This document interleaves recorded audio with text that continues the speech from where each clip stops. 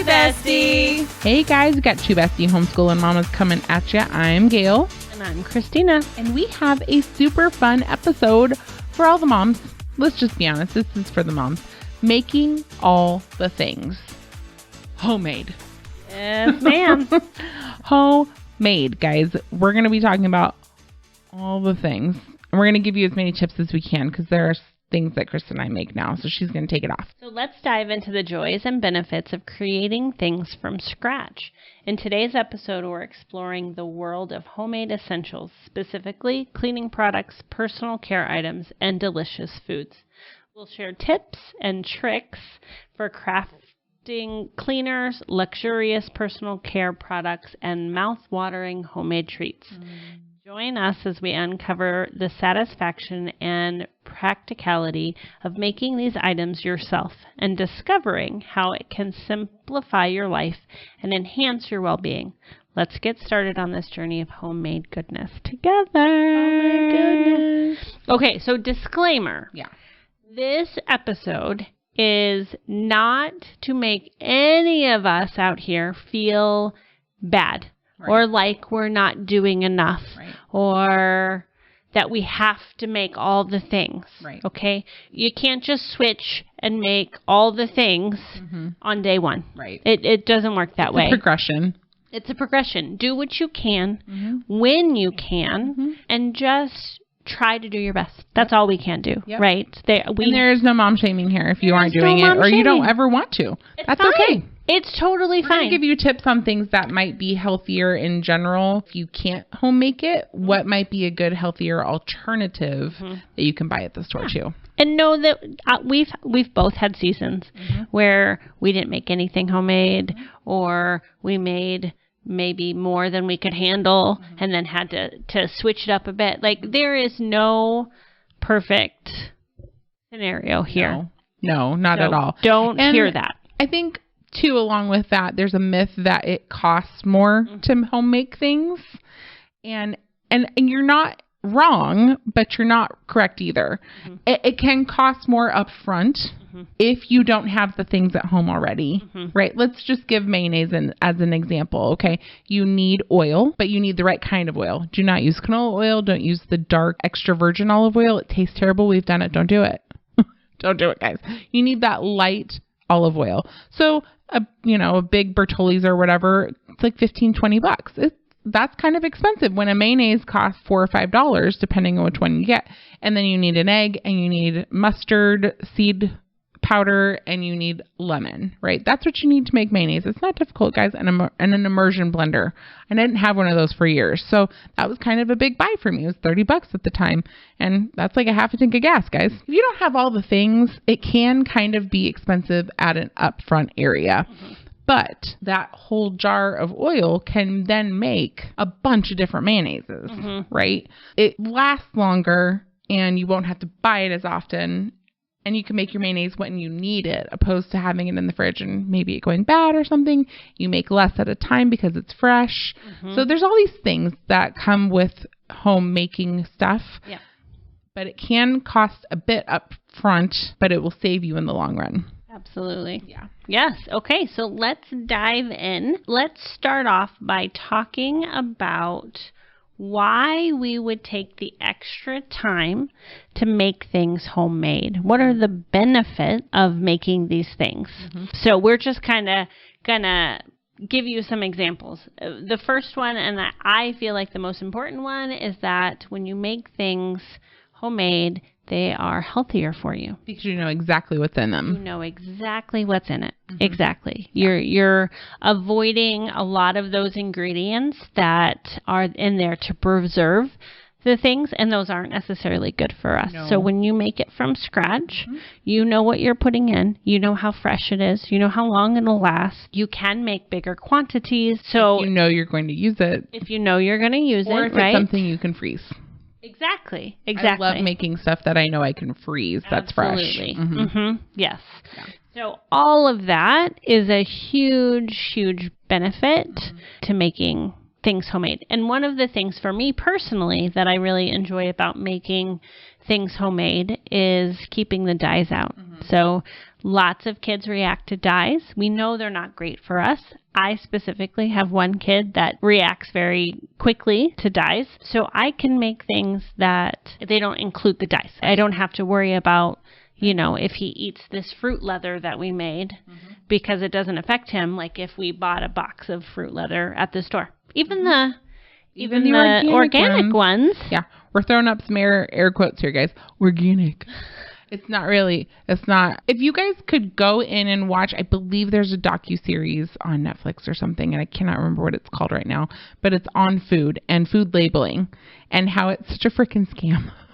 Such a freaking scam, guys. So, unless you're reading the ingredients on the back of your boxes, every single time, it all has crap in it. I guarantee you. And I will be the first to admit we have not always done a good job with this. Us either. We have had our plenty of times where we had all the cruddy stuff in our pantries. 1, because we were young. 2, because we were poor. 3, because we were lazy. Whatever the reasoning was, it was there. It was there. So it's not like this is something that I have been good at doing. Right. But it's something I'm striving to get better at. Right. Well, and knowing that these things can affect your family and knowing that they affect a certain child of yours in general, you just take it out of the house. Yeah. Right. So much easier when it's just not there as a whole. You just can't have that, sweetie. Right. That's terrible. The poor kid. Right. We do the same thing in our house, and he's the only one here now, but still, he can't have dyes. And so we do our best to not allow. Now, does that mean he goes to a party and we don't let him have something? No. I just deal with the drama later. It's fine. But I'm not going to let him miss out because other families aren't living the way we're living. Well, and that's a good point too. Being able to be flexible with this is important because when I'm on a diet, I don't necessarily stick to it 100% all the time, right? So knowing that our kids need a little bit of flexibility there too for special occasions or for whatever, I think that's really important to just kind of tuck away and keep in your mind. Whatever it is that you're making homemade, just be flexible. It doesn't have to be a hard line every single time. I think another thing that is a huge benefit, at least for our family, is the memories we make when we are making things homemade together. They love doing it. Well, you guys have a dehydrator now. We do. So I'm sure that they like helping Dad with that. That's his little baby right now. Absolutely. And we will dive into that for sure when we talk about foods, but it is something that they love doing. They love doing it with him. They love making things with me. And even the older ones, you'd think it's just the little ones, but even the older ones enjoy making things. They enjoy testing it out. Oh, Dad made a new beef jerky. Well, let me see if I like this one. Oh, I like this one, but I like that one better. Just being a part of the process is something that they really enjoy. And, as we make things together, those are those memories that I want them to remember. Right. I want them to remember that we did these things together. Yeah. Another thing that is important is seed oils. And Miss Gail here is, I don't know, should I call you an expert? I feel like I should call her an expert on this. Definitely not an expert. I actually have a recommendation for an expert for you guys to listen to at the end. But we listened to a podcast a year and a half ago, or almost 2 at this point. It was about kind of being healthier in the beginning of that year. It was a January series that we listened to. And this thing on the seed oils really got us. And I don't think you guys understand how much seed oils are terrible for us. And they're cheaper, which is why they use them. They are terrible for you. Okay, so for those of us who may not be as familiar with this, what are some good examples of seed oils that we would normally use in our household? Vegetable oil, canola oil, Pam, like that spray Pam. It's terrible for you. Grapeseed oil, no good. You want to stick with olive oils, avocado oils, and coconut oil. Those are your safe ones. Palm oil is not as great, but it's not as bad as canola oil. So we go to a specific store to get the peanut butter pretzels that Corey likes because it's made with palm oil instead of canola or vegetable oil. Now, the FDA and the food sources started using these oils because it's cheaper. I dare you, guys, to go and look for stuff that doesn't have it in it. And a lot of them will say includes in the ingredients, and it'll say vegetable oil assortment. And then it'll parentheses, it'll say canola or vegetable or this. And so they're not even sure what's in the freaking box. That's terrible. And soy is a huge issue as well. It's very cheap. It's a cheap way to put in protein, but it's terrible for you. It's terrible for boys. In particular, it actually lowers testosterone in boys. So that's why when you hear the phrase soy boy, because they grew up on soy or they ate all the processed foods. And so a lot of times that will lower their testosterone. And unfortunately, I think that has a lot to do with what we're seeing right now in the world. These young men and younger teenage boys and things who think that they're not boys because their testosterone is so depleted from the crap food that America is feeding us. So I have a podcast for you guys to listen to. Seriously, I know I'm on a podcast right now and I'm telling you to go listen to another one. The girl that I'm going to recommend, she's actually rebranding right now. Her new rebrand will come out on September 2nd. Yeah, so she will have rebranded already at this point by the time you guys hear this. So it'll be September 9th that she rebrands, but it's from Alex Clark. And the episode is called If We Fix Our Food, We Save the World with seed oil expert. And it's at Really Tan Man. He's on Instagram and YouTube and things. It was probably one of the best episodes I've ever listened to about seed oils. And you do not realize how much it affects your body. Well, and you pointed out that it's in everything. And think about when you go out to eat. What are they using? They're using those oils to make their food because it's cheaper. Well, and that's the thing. Like, if you think about when we used to eat McDonald's as kids and we didn't get chunky and fluffy because they were using beef tallow for their oil instead of canola or peanut or vegetable oil or soy oil. And they use all of the cheap crap now because it's cheaper. But the prices are 4 or 5 times what we paid when we were small. They used to cook their French fries in beef tallow, and that's not a thing anymore. Chicken wings at restaurants are almost always cooked in a vegetable oil instead of a beef tallow. And it's terrible for you.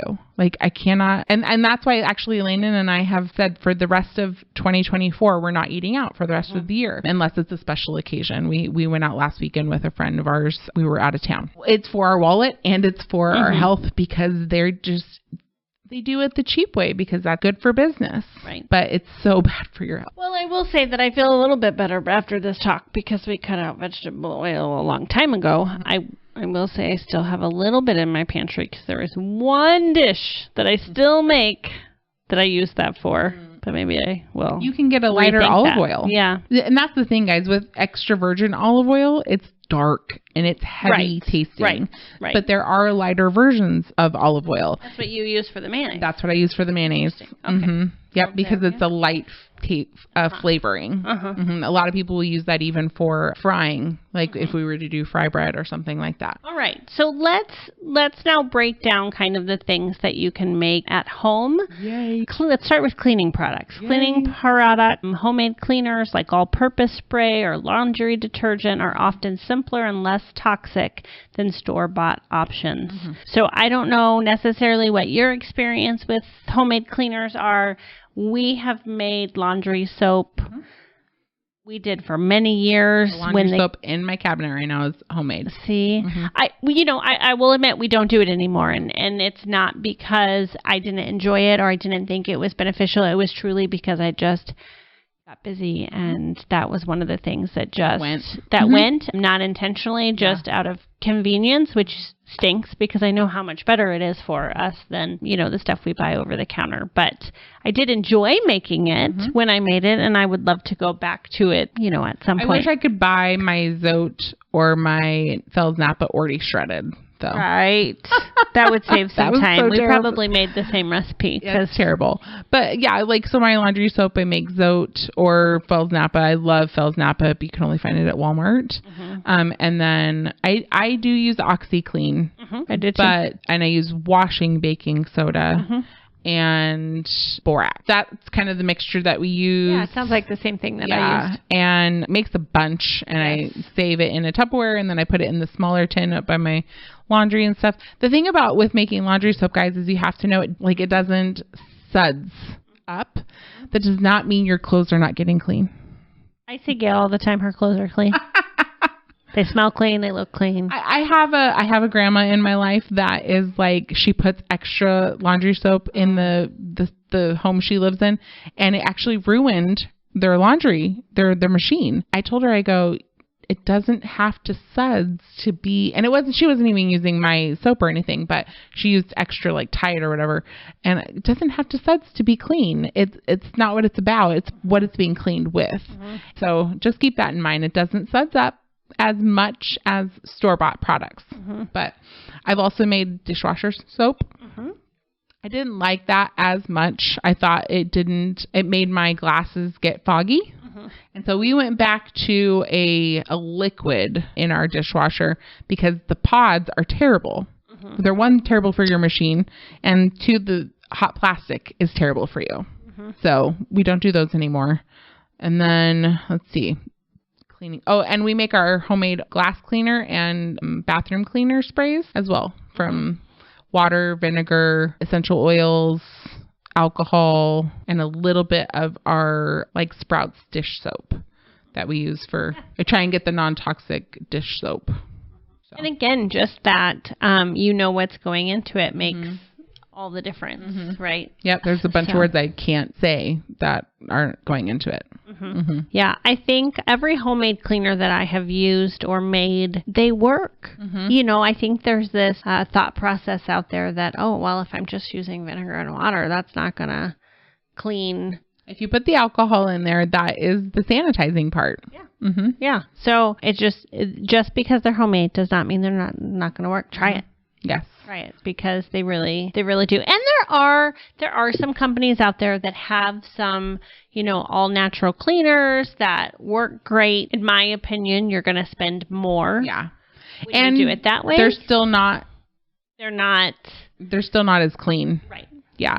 And too, they're better. I mean, a lot of those products too are from companies that you may not want to support either. I mean, you guys, we have to be careful too where we're putting our money. Sure.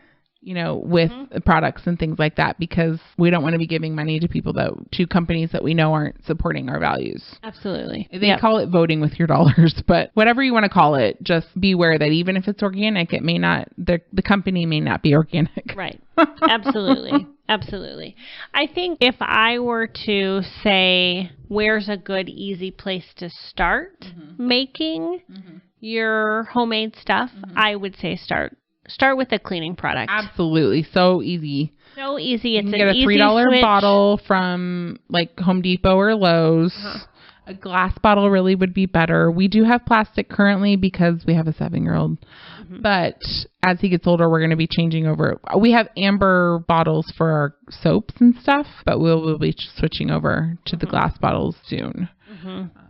But yeah, because again, just so much plastics in our life and the plastics are so toxic as well. Yeah. If you needed a place to start, if you didn't make anything homemade, I would definitely say, start with a cleaning spray, something simple and easy switch to make. Pinterest is your best friend for that, guys. Pinterest is such a good place to find. They have all the recipes on there. And YouTube too. You don't have to sit and read through the instructions. You can watch a 10-minute video on how to make something, and that would be just great. Yeah. So let's switch to talking about personal care items. Again, I'm not sure how familiar you are or what you have done in this realm. We have lots of homemade personal care products in our house because this is my oldest daughter's passion. She makes sugar scrubs and lip balms and comfrey salve. That is probably my favorite thing that she makes. And it is just using comfrey as a weed. Really, it's a thing that grows out in the wild that it has natural pain relieving attributes in it. And so she mixes that up into a salve, and it is incredible. I used it on my feet. It's incredible. It's amazing. I don't make them because I just buy Victoria's, which I'm totally okay with, but it's still homemade, right? Mm-hmm. So whether you learn to do it yourself or you find someone local that is making it homemade, you're putting something on your body that what's in it, and it's all natural. And it is the fact that I can put this on when I have a backache or cramps or whatever it is it's pretty incredible. Yeah. So. We have made soap, obviously, because that's what Corey does for his entrepreneur fair. We make lots of bar soap here, but we've also made our own liquid hand soap with Castiel soap. Yes. Oh, my husband does like oils and stuff for his hair instead of, like my lovely husband. I love him to death, and he's going to listen to this and be like, babe, but he's thinning. Right? And there are lots of natural oils and things that you can use on your hair to help with growth and things like that. So he does that opposed to using like a Rogaine or something of that nature to help stimulate the growth. Yeah. And I think that that's important too. You got to be careful what you're putting on your skin. Like we stopped using, it stinks, but we stopped using Victoria's Secrets and Bath and Body Works because there's so much crap in those lotions. Yeah. And if you don't know this, your skin is your largest organ, guys. I was just going to say that. You read my mind. Yeah. Skin is your largest organ. So be careful what you're putting on your skin. Like we even switched over to a natural deodorant. We don't make that, but we did find one that's just a mineral. A mineral stone, or the one I buy is a liquid roll-on, but it's like got 3 ingredients in it. That's awesome. Yeah. So, and no aluminum. Try and get out of the aluminum, guys, like for your underarm deodorant. Yes. It's terrible for women for breast cancer. I need to change for sure. Yeah. Another thing that we have made, and those of you that know me know that I don't, we are not a family that uses sunscreen. We don't like the stuff that's in it, and even the all-natural ones, we find things in it that we are not okay with. So we just choose to cover up and be careful when we're out in the sun. But that being said, I actually have made homemade sunscreen that we used for a time. Yeah. And that was, we knew what we were making it with. And so that made us feel more comfortable putting it on our skin and then baking it into our skin in the sun. So, you can make your own sunscreen. Yeah. I actually went to the lake for my birthday and we went kayaking. And I had on long pants and a long sleeve shirt, and I forgot. I wear sunscreen, but we do try and get the more natural one. But I forgot to spray the tiny little space between my ankle and my foot because I had my water shoes on. Oh. And I got this little red line, like... around your ankle? Yes. And I was like, gosh darn it. But I'm telling you, there is something to be said for covering yourself up with a long sleeve. It was still comfortable. It's Arizona. It was like 112 outside. But being in the water and splashing myself and getting myself a little bit wet but having those lighter materials but still covering your skin, it did wonders for me because I burn like a hot tomato. If you are somebody who does burn or you use a lot of sunscreen, please go get checked by a dermatologist once a year because moles and spots pop up. And my husband has had 2 removed in the last six months. So it's important. Please go get your skin checked, especially if you live in Arizona. Yes, for sure. Okay, so this is probably my favorite section that we're going to talk about. Yay. And that is making your own food. Starting with the basics like bread and yogurt and jams. Homemade food is healthier and more flavorful than many processed options that we can find. And there's so many different options, like anything. Yeah. You can make anything. Anything. She was talking about mayonnaise. This is one of the things that has been on my list to try. I don't have an immersion blender, which is why I haven't done it yet. But you can do it in a blender too, I think. Can you? I think so. Oh, I didn't think I could. That's why I hadn't tried it. I might have to try that now. Yeah. Check it on Pinterest, but I think you can on a blender. Okay. I'm going to check that out. You just basically have to blend the egg and the oil together. Yeah. Okay. Well, see? I have something new to try. Yeah. Yeah. We started... The very first thing I think I remember making was back when we started having kids and we made our own baby food. And people thought we were crazy at the time. I remember my mom and my mother-in-law both thought we were completely crazy. But I'm like, why not? It's easy. It's not hard. Yeah. You had the little baby food Ninja. Yeah. The little ninja. It was fabulous. And you know what? I enjoyed it. That was like, oh, it's actually kind of fun to make your own things. And again, I knew what was in it. And here I had my brand new baby. Right. I'm like, I don't want to. What's all this other? Why does it not just say carrots? Like, right. So I made because they're making it shelf stable. Exactly. Yeah. Exactly. And so that was probably our first experience with making our own food per se. And here we are all these years later, and we have a new puppy. And guess what I'm making now? Dog food. Pet food. Pet food. Like, there is so much bad stuff in the kibble. Yep. It is crazy. Yeah. It's crazy. Well, and you were having allergy issues with him. We were having tummy issues with him. Oh, that's right. That's right. And I actually think our old dog, now that I know, now that I've read and learned, now I'm like, oh, I bet those allergy issues could have been solved if we would have thought at the time to make to make our own food. So, little Aslan. You know, he struggled with allergies his whole 13 years. Labs are that way, though, too. They are. But, I mean, even if I could have just helped a little bit, it would have been nice for him. But we can't look back. We can't change anything. Yeah. We can just do what we know to do now, right? And so I'm a busy person. The fact that I'm making my dog food probably is absolutely insane, but it makes me feel good. It makes him feel better. So I'm all for that right now. So I have made butter. Yes. I love making my own butter. It's my favorite. Yes. I love making my own butter. You do have to wash it. Don't forget to do that. I didn't have like a muslin to squeeze it through. I just did it with my hand. And then I loved freezing the extra. However, lately I have been buying the grass-fed one from Kirkland because I just haven't had time to do it. And I wasn't sure where the heavy whipping cream was coming from, because I'm not getting that from a farm, and I would love to get that from a farm. Because what's in the heavy whipping cream that I'm making into the butter? Like, what's the difference, right? So at least I know if I'm buying the grass-fed New Zealand butter, I know where that's coming from. Yeah. Right? Whipped cream, so easy. So good. But again, unless you know where the heavy whipping cream is coming from. So again, we have started buying the aerosol can of whipping cream because it actually has less oils in it than the bucket. It does.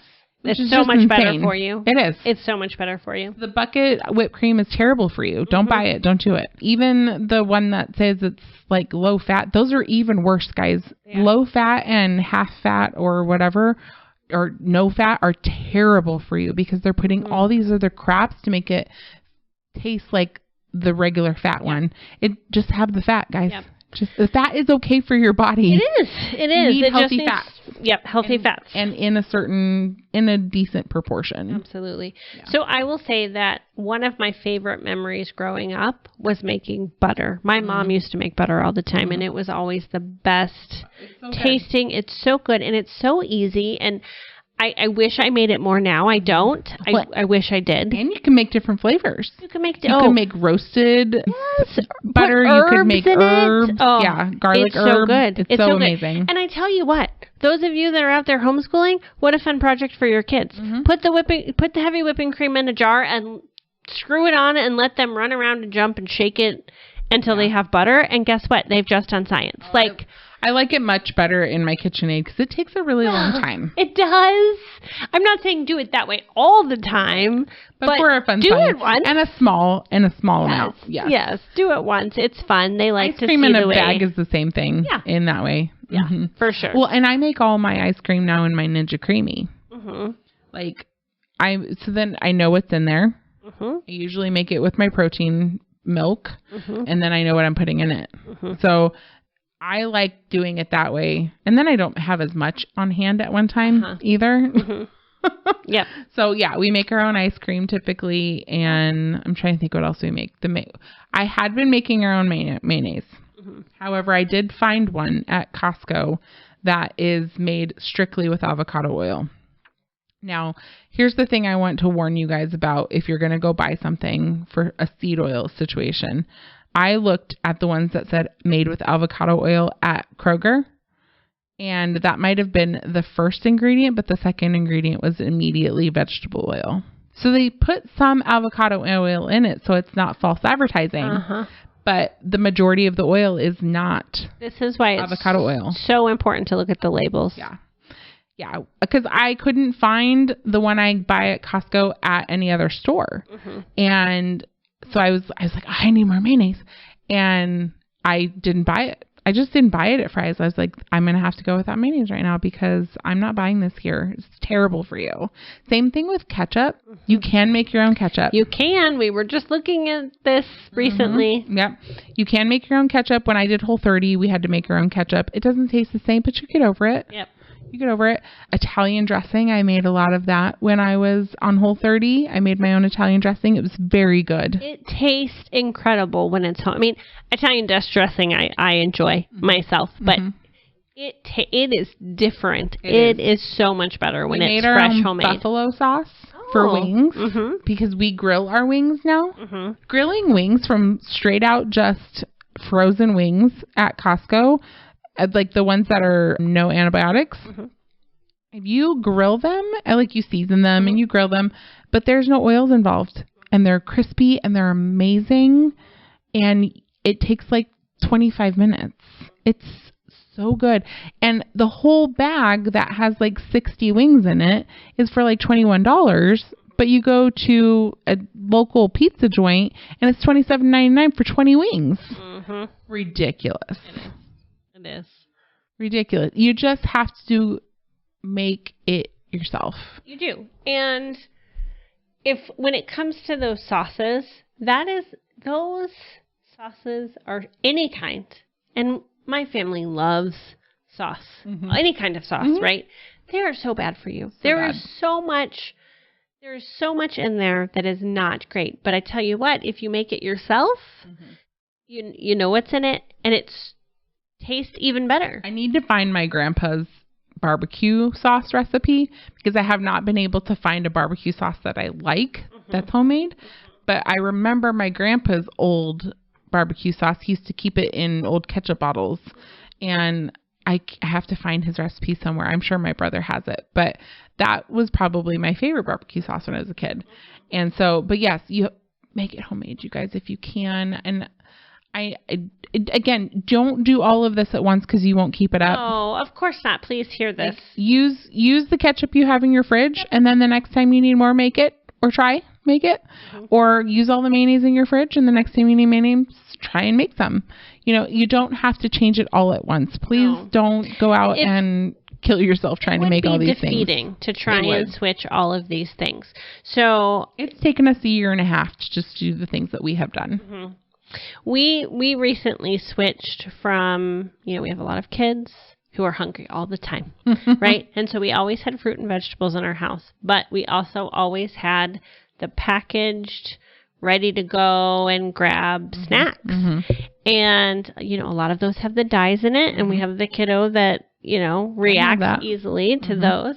And there's so much sugar and just all of this stuff. So that we just decided, okay, we are going to take this chunk and we are going to stop buying the prepackaged stuff, which means I have to plan a little bit more when we need to have something on the go. But we are just going to cut all of those out. And in its place, we are going to purchase more fruits and veggies for the kids to be able to munch on and eat when they're hungry. We still make other fun things, but if we made that one little change, okay, when I go grocery shopping this time, I am not going to buy anything that's a prepackaged snack.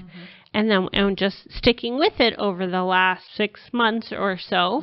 There was some complaints at first, but now they already love the fruits and veggies. Right. They loved them from the beginning, but now it wasn't the option. Right. It wasn't the thing that they went to automatically. It was we're running low on snacks. Now maybe I'll go grab some strawberries or apple or whatever it is, right? So now that's what they go to. And then they're having fun using and making recipes with those fruits and vegetables.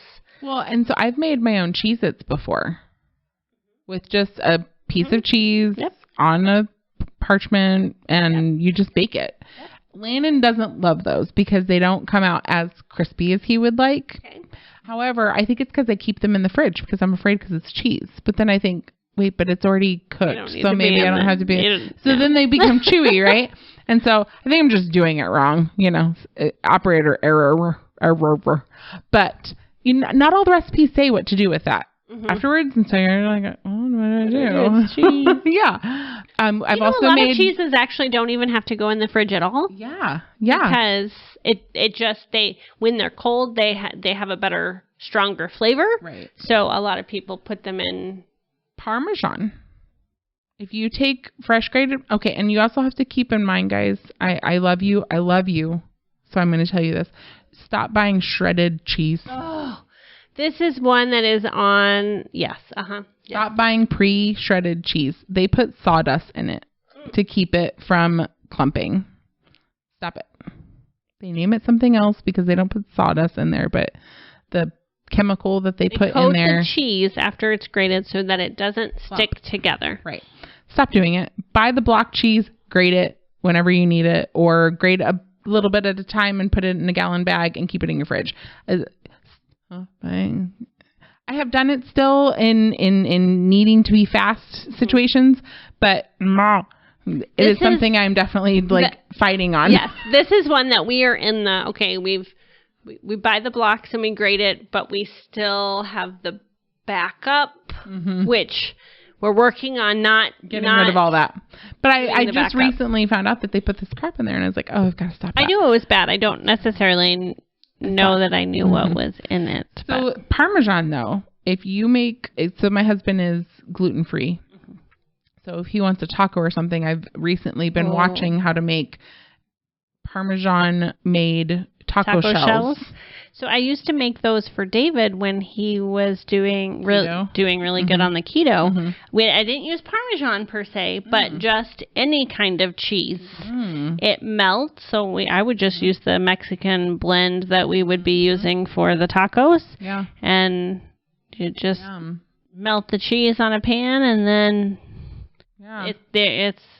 he enjoyed that a lot when I would do that. So that was something that I recently started looking at because he just uses lettuce when we have taco stuff, or he makes like a salad with his taco meat. But I was like, oh, I think I can do this with like the cheese, because I was like, oh, I made the Cheez-Its. And anyways, so there are lots of things that you can do with lots of fresh foods. The thing about it, guys, the closer to whole food it is, the better it's going to be for you. Absolutely. And I think she mentioned this earlier. Pinterest is your friend. YouTube videos. Search. I mean, there are so many. So many. And it still doesn't have to take forever. I know a lot of people think when it's whole food, it takes longer to make, and it just doesn't. Nope. Maybe you have to plan a little bit more. Plan ahead. Yeah. Go back to that meal planning episode that we did and listen to that. You need to take a little bit more time planning, but it doesn't overall take more time to cook and prepare. And there are some gadgets and gizmos out there that make things easier, like the immersion blender, right? We recently got that food dehydrator that my husband loves, and we've been make beef jerky and like fruit belts and stuff. Fruit leathers. Yeah. So we take all this, we buy fruit at a what is it called? Like a fruit bountiful basket type thing, like a fruit sharing. Yes. Yeah. So we get larger quantities of fruits, which we have a lot of kids, so that they don't go bad. But we are able to take the fruit and blend it up and put it on the tray in the dehydrator. And now look, we have fruit leather, and the kids love it. We make the flavors we want to make. It doesn't have the dye in it, but it's still a beautiful bright red or blue or whatever color based on what fruit it is. We can combine them. Yeah. Love them. Yeah. I saw two recently, a zucchini brownie. Oh, I haven't seen that one. Yeah, it's a full zucchini, an egg, some cocoa powder, and they blended it up real good, and with skin and everything, and then baked it, and they're like, you can't. And then, of course, they had regular sweetener in it, like a monk fruit or something. But I was like, holy cow. Like, instead of using flour, they used a zucchini. Zucchini is one of those things that it is a great substitute for so many. If you're trying to be low carb or even oils, guys, like for brownies. If you're going to make a regular brownie mix and it says to put in a half a thing of vegetable oil, applesauce. It makes it a little cakier. It's not quite as fudgy, but it's such a better alternative. And it tastes still so amazing. So there's lots of things that you can do to just switch out what you're doing to make it just a little bit healthier and make it a little, and trust me, you guys, you'll see a picture of me and you'll be like, and she's talking to us about health. I am doing the things the best that I can to make a difference in my body. And that's all I can do, right? There's lots of things that play with me, genetics, mental health, all the things, but it doesn't mean that I can't do what I can.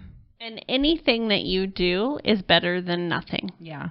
So that's the way I feel like when I'm at the gym and I'm like, oh, I'm doing more than the person sitting on their couch right now, So don't beat yourself up if you're not getting it all done, but know that you're doing the best you can to change out what you can change. And keep in mind that you're setting an example while you're doing it for your kids and, what they're going to grow up and the picture they're going to have in their head of how to be healthy and how to do better than we've done before. Yeah.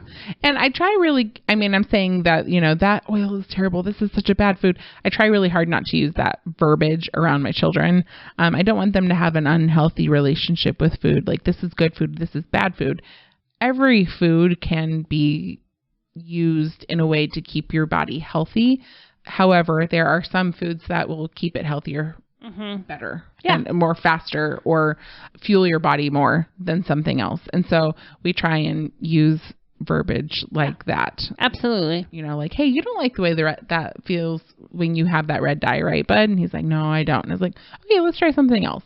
So we try and incorporate a healthy difference between the foods that are better for your body than the foods that might not be as great for your body. But still keeping in mind that food is fuel and we want our kids to be healthy and not have a bad relationship with food. Absolutely. So trying to keep your verbiage with that even keel will be helpful. That's a very good point. Wow. I love it. I love talking there about was a lot of information there, guys. Sorry. The things. Know that we are not experts. No. By any means. No. But, we are trying to do the best that we can with what we can do at the time and, learn from each other. So, as we wrap up today's episode, we hope that you've enjoyed our deep dive into the world of homemade creations, from crafting effective cleaning solutions to whipping up nourishing personal care items and indulgent treats. We've seen how making things yourself can be both rewarding and practical.